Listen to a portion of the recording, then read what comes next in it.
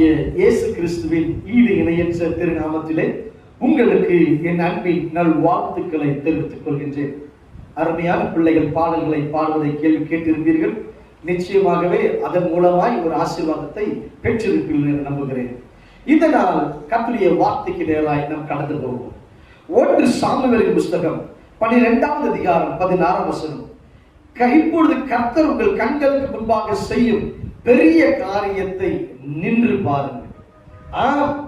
எனக்கு அருமையான தேவ ஜனங்களே, இன்னைக்கு கர்த்தர் சொல்லுகிறார், நீங்கள் நின்று பாருங்கள்.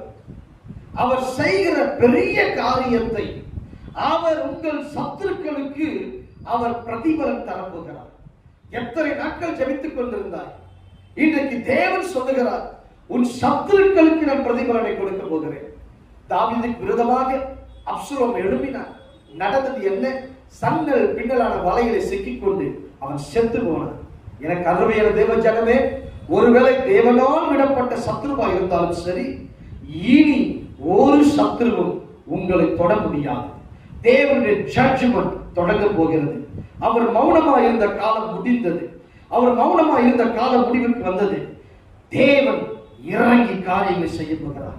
அதுதான் கர்த்தர் சொல்லுகிறார், பெரிய காரியத்தை நின்று வாருங்கள். எனக்கு அருமையான தேவ ஜனமே, நமது தேவன், நமது சொந்த இரட்சகர் ஆண்டவராகிய இயேசு கிறிஸ்து உங்கள் வாழ்க்கையில் உங்களுக்காக அவர் செய்கிற காரியத்தை நீங்கள் நின்று பாருங்கள். கர்த்தர் ஜெயத்தை கொடுப்பார். நான் உங்களுக்காக ஜெபிக்கட்டுமா? மகா இரக்கமும் கிருபையும் நிறைந்த எங்க நல்ல ஆண்டவரே, உம்மை நாங்கள் துதிக்கிறோம், ஸ்தோத்தரிக்கிறோம். சுவாமி, தேவகரம் கிருபையின் கரம் கூட இருப்பதாக, வல்லவரின் மகிமை சூழ்ந்திருப்பதாக.